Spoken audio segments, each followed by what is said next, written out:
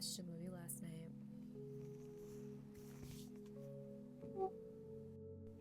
Woman in the Yard is about a mom who survived a fatal car accident. She lost her husband and she walked away with a knee injury. So she is in this knee brace and she is now dependent on her son, who I think is around 15, to pretty much take care of this farm that they just recently purchased before the husband died.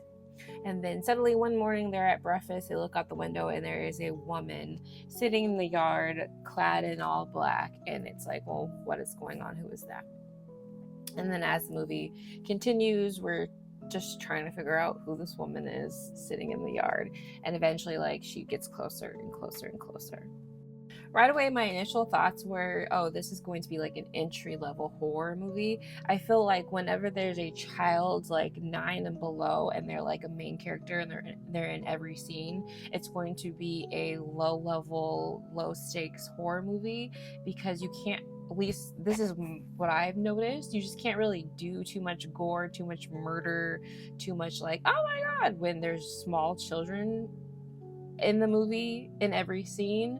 So immediately I was like, okay, so this is going to be for the folks who are like not really into horror movies, can't really do like the slicing and the blood and the guts and blah blah blah. This is just going to be like a very beginner friendly story, which is fine.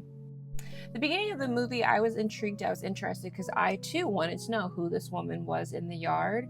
But then it did start to get a little boring in terms of horror movies or thriller movies, or however you want to say it, just because I felt like it spent a lot of time focusing on the relationship that the mom, Ramona, played by Daniel Deadwyler, and her son, Peyton Jackson, like the relationship between those two, since the father is dead and recently have died. Like it's probably like been a month or two since the father died in the car crash.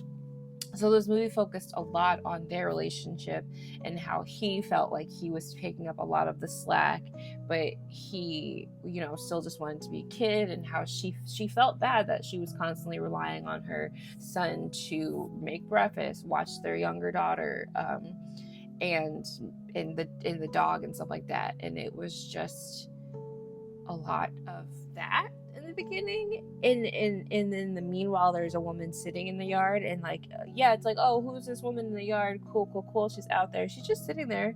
Ramona does go out and talk to her.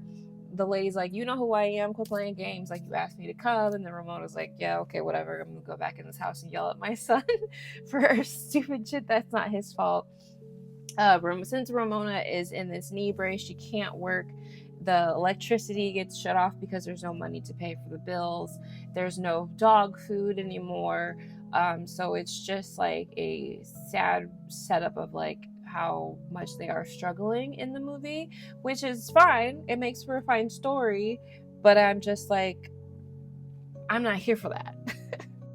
Now, throughout the movie, they are setting up tension and they are building suspense. Like, you do see shadowy figures, the dog disappears, and the way that they play with light in this movie is I really liked it. Like, they have this one really beautiful scene where the Ramona's looking out the window and there's like light reflecting on her face from the wind chimes outside, which is then later used, that those wind chimes are also tells, like, whatever. The way that they play with light in this movie is really good at how they build tension, I will say that. And then there's a lot of her, some things like playing with her mind, that they do a really good job with, like mirror play and things like that. So they're doing a good job with that. But then in the middle of like, okay, the tension's building up, they go to a flashback. What? Why would you do that? You spent so much time building up this tension, and then you're going to take me out of the moment to go to a flashback that, in my opinion, I'm not really big on flashbacks. Like, I feel like that's just like a crutch.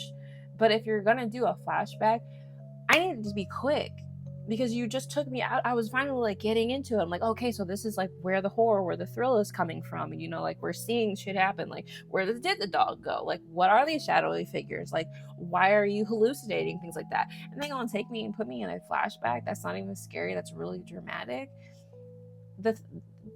the genres are getting mixed up in here, and that really like made me lose trust in the story, because it just lets me know that like you might not have what it takes to do a thriller movie, and maybe you should do drama instead. I will give this movie credit. They did use everything that they gave us. Like there was a clear reason why the lady was in a knee brace. There was a clear reason why the dog disappeared. There was a clear reason why the lights got like switched off. There was a reason. They were able to give us a reason for why they set things up, and it wasn't just planted, which I really did appreciate, because I was wondering like, why is she in a knee brace? Like, why is my lead unable to run? And then they told me, and I was like, oh, okay, cool. So I will give them that. I figured out who the woman was in the yard like maybe after the first 5 minutes. I thought it was very obvious who the woman was, but I feel like they took a really long time to tell us who she was. And then once they finally, I was like, yeah, duh.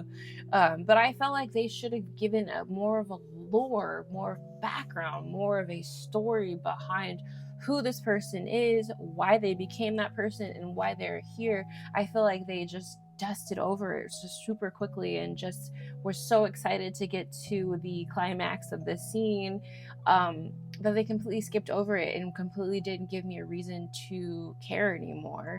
And then before you know it, the movie was over and everybody's like, okay, cool, we're a family, let's, you know what I mean? So it wasn't for me. It wasn't a bad movie.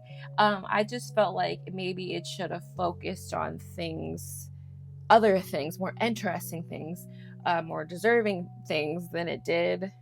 And yeah, what did you guys think? Did you guys watch it? Did you guys go see it in theaters? Leave a comment below. Am I tripping? Did I miss it? Am I right on the money? Not a bad movie. Acting was great. Just should have been a stage play. Should have been a stage play, or it should have been marketed as a drama. Maybe the script could have had like maybe 2 more drafts, and we would have added a little bit more lore to it. But not a bad movie. Wouldn't watch it again. Wouldn't recommend. What do you guys think? Bye.